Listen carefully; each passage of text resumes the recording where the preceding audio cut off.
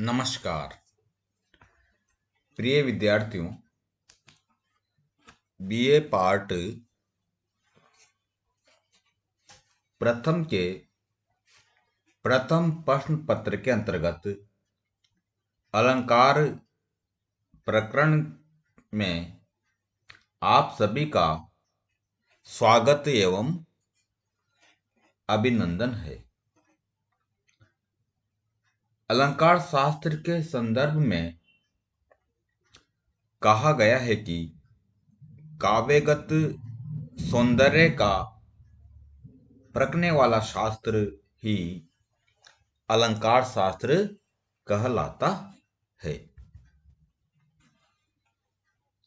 सामान्य भाषा में शोभा को बढ़ाने वाली वस्तु के लिए अलंकार शब्द का प्रयोग किया जाता है।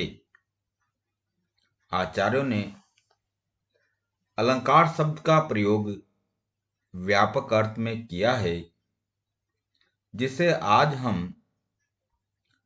साहित्य शास्त्र के नाम से जानते हैं।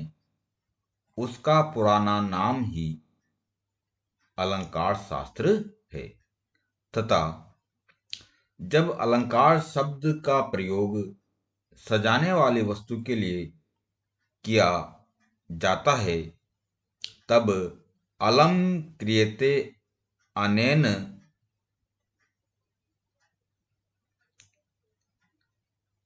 इस अर्थ में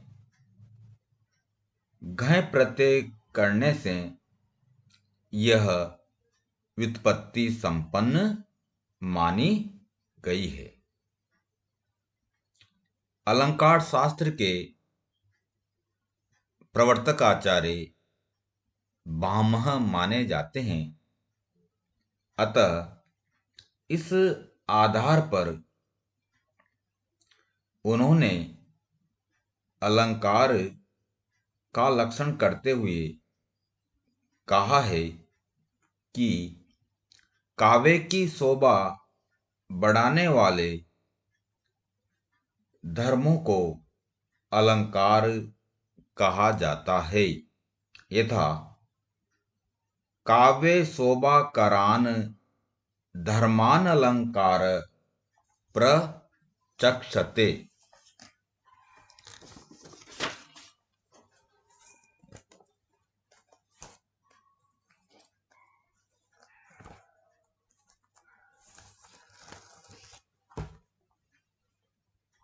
इस आधार पर अलंकार के दो भेद माने जाते हैं, शब्दालंकार और अर्थालंकार। शब्दालंकार से तात्पर्य है जहां पर शब्दों के द्वारा काव्य में चमत्कार उत्पन्न किया जाता है तो उसे शब्दालंकार कहते हैं। जैसे अनुप्रास अलंकार, एमक अलंकार, श्लेष अलंकार आदि। अर्थालंकार से तात्पर्य है जहां पर अर्थों के द्वारा काव्य में चमत्कार उत्पन्न किया जाता है तो उसे अर्थालंकार कहते हैं। जैसे उपमा अलंकार, रूपक अलंकार, उत्प्रेक्षा आदि अलंकार।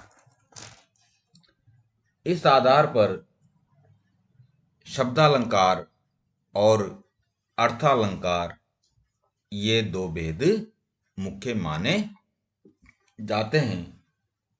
अभी तक हमने अनुप्रास अलंकार, एमक अलंकार, श्लेष अलंकार, उपमा अलंकार, रूपक अलंकार, उत्प्रेक्षा अलंकार, दृष्टांत अलंकार, अर्थांतरन्यास अलंकार, विभावना अलंकार और विशेषोक्ति अलंकार पिछले कालांशों में पढ़ लिया है। इसी क्रम में आज हम समासोक्ति अलंकार का क्या लक्षण है, उसकी परिभाषा क्या है, उसका उदाहरण क्या है और उसे उसका स्पष्टीकरण क्या है, इन सभी बातों को इस कालांश में मैं आपको बताऊंगा। तो सर्वप्रथम समासोक्ति अलंकार का लक्षण क्या है, इसका लक्षण बताते हुए कहा है, परोक्तिर भेदकेह श्लिष्टेह समाक्षोक्ति। तो यहां पर करें कि शब्दार्थ देके श्लिष्टेह, श्लेष युक्त विशेषणों के द्वारा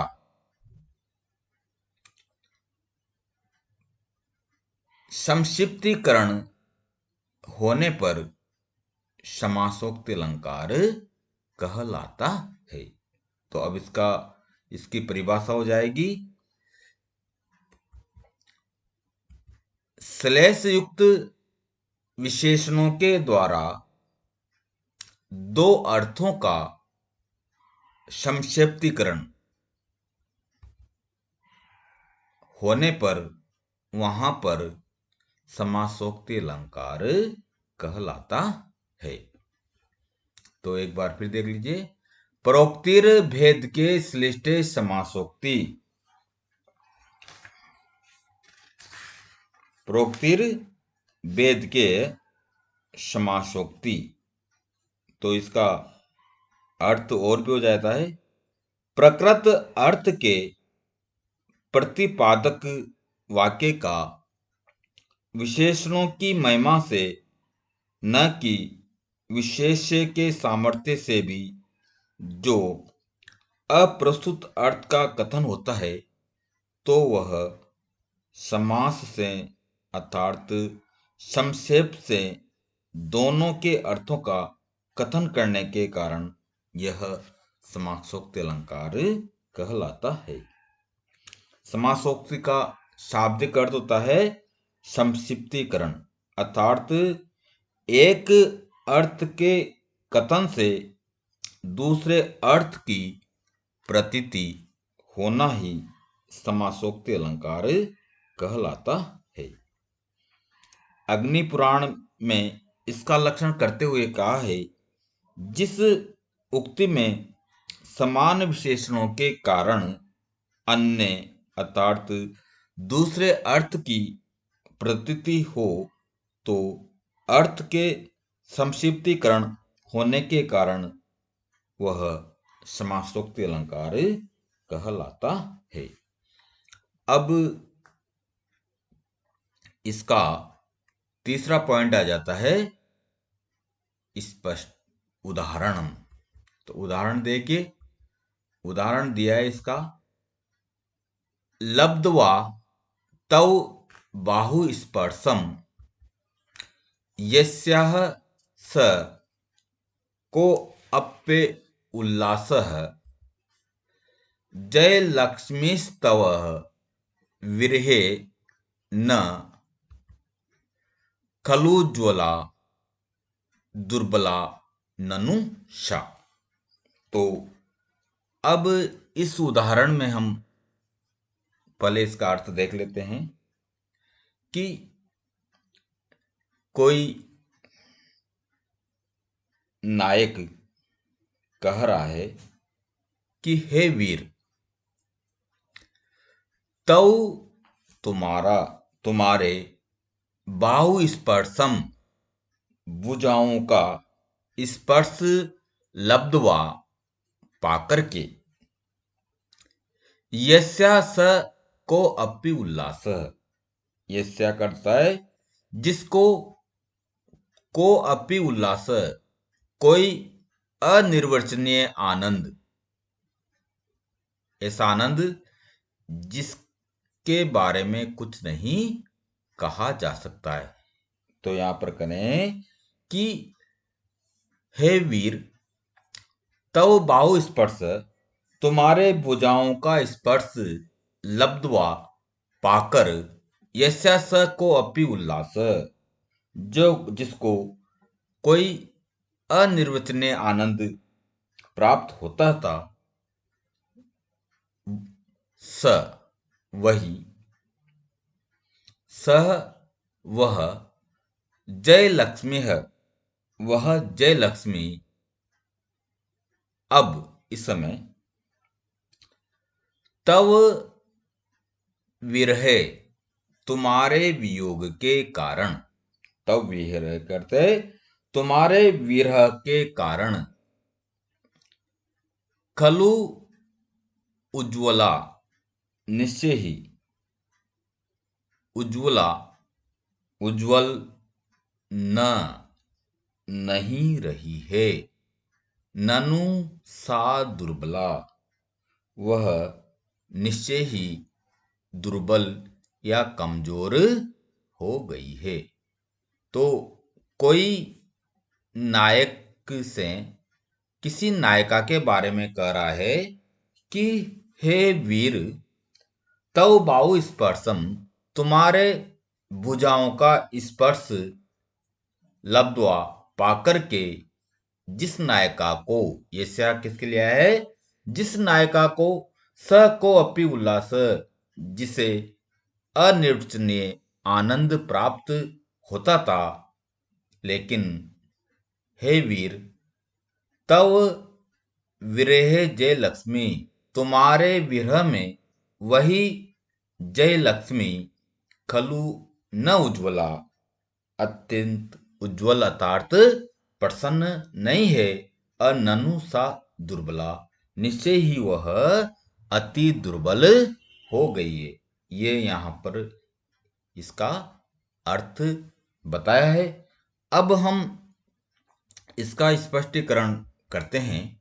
स्पष्टीकरण में देखिए, प्रस्तुत उदाहरण में जय लक्ष्मी, जय लक्ष्मी शब्द कांता अर्थात नायिका का वाचक है, अर्थात जय लक्ष्मी शब्द नायिका का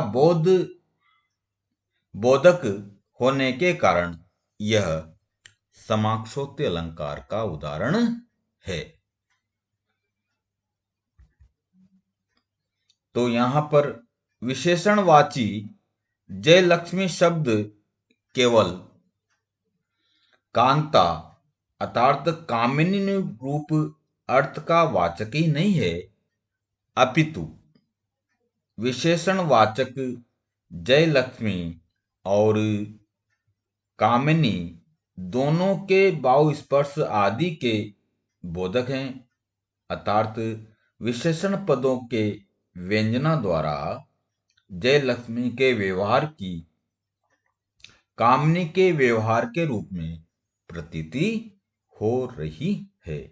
इस प्रकार यहाँ पर जय लक्ष्मी के व्यवहार रूप अर्थ के उत्कर्षाधायक होने के कारण यह समासोक्ति अलंकार का उदाहरण है। और भी अधिक सरल शब्दों में इसका अभिप्राय यह है कि यहाँ पर बाहु स्पर्श आदि विशेषणों के बल से जय लक्ष्मी का वृत्तांत नायिका अर्थात कामिनी के वृत्तांत के रूप में गम्य अर्थात व्यंग्य होने के कारण यह समासोक्ति अलंकार का उदाहरण है। अब आ जाइए, अभिप्राय यह है कि यहाँ पर बाहु स्पर्शादि विशेषण के बल से जय लक्ष्मी का वृत्तांत नायिका के वृत्तांत के रूप में गम्य अर्थात व्यंग्य होने के कारण यह समासोक्ति अलंकार का उदाहरण है। अब आ जाइए आप, दूसरा हमारा अलंकार है व्यतिरेक अलंकार। व्यतिरेक का अर्थ शाब्दिक अर्थ होता है बढ़ा चढ़ाकर वर्णन करना। तो इसका लक्षण देखिए, उपमानाद यद अन्य से व्यतिरेक स एव स। उपमानाद और अन्य से, उपमानाद करते उपमान की अपेक्षा, अन्य से अर्थात उपमेय का व्यतिरेक अधिकता से या बढ़ा चढ़ाकर यदि वर्णन किया जाता है तो स एव स वही व्यतिरेक अलंकार कहलाता है। तो उपमानाद उपमान की अपेक्षा अन्य से उपमेय का व्यतिरेक अधिकता से वर्णन जहां पर होता है वह व्यतिरेक अलंकार कहलाता है। तो दूसरा पॉइंट आ जाएगा इसका परिभाषा। परिभाषा में देखिए, जिस अलंकार में उपमान की अपेक्षा उपमेय को काफी बढ़ा चढ़ाकर वर्णित किया जाता है तो वहां पर व्यतिरेक अलंकार कहलाता है। अर्थात उपमान की अपेक्षा उपमेय का अधिकता से वर्णन जिस अलंकार में होता है तो वह व्यतिरेक अलंकार कहलाता है। तो एक बार फिर देख लीजिए, उपमानाद यद अन्य से व्यतिरेक स एव सह। अर्थात उपमान की अपेक्षा उपमेय का जहां पर अधिकता से वर्णन किया जाता है या बढ़ा चढ़ाकर वर्णन किया जाता है तो वह व्यतिरेक अलंकार कहलाता है। अब तीसरा पॉइंट आ जाए इसके उदाहरणम। उदाहरण इसका दिया है, शीर्णः शीर्णोऽपि शशिः भूयः भूयो अभिवर्धते सत्यम वीरम प्रसिद्ध सुंदरी यौवनम अनिवृत्तिम यातम तु। तो इसका अर्थ देखिए, सुंदरी है सुंदरी, वीरम रुक जाओ।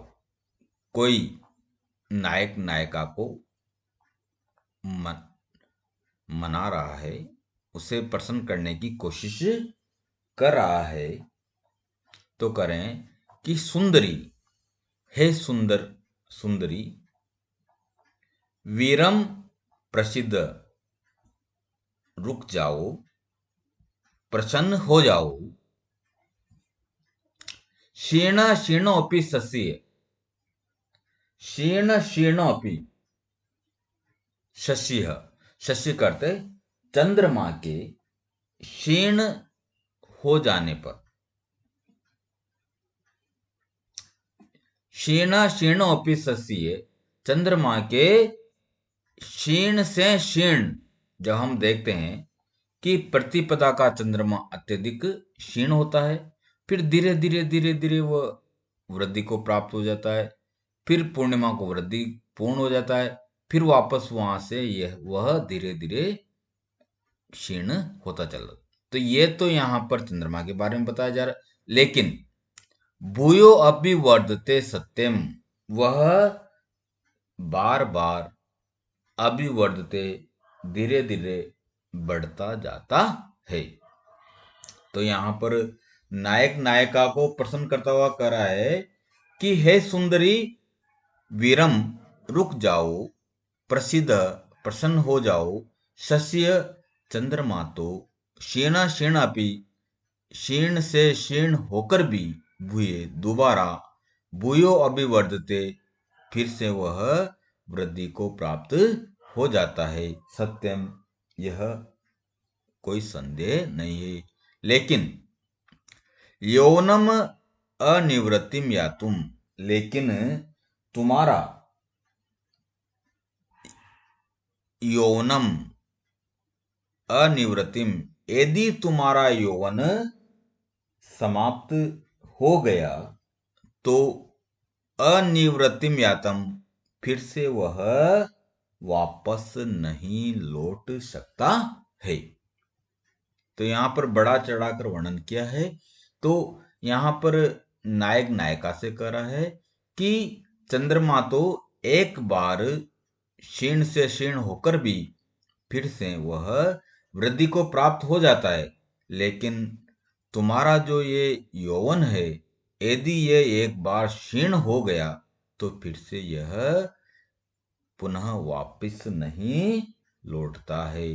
तो अब यहाँ पर देखिए कि किस प्रकार से यहाँ पर व्यतिरेक अलंकार को स्पष्ट किया है।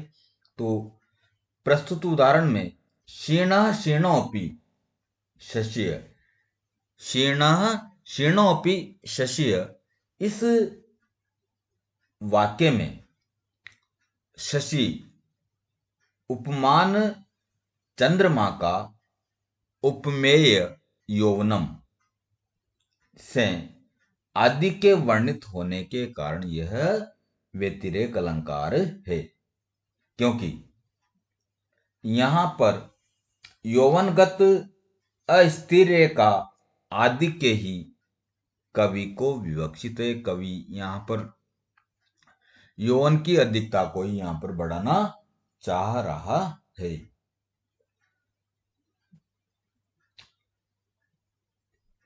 इसलिए उपमेय रूप यौवन की अपेक्षा उपमान रूप चंद्रमा का आधिक्य वर्णित किया गया है।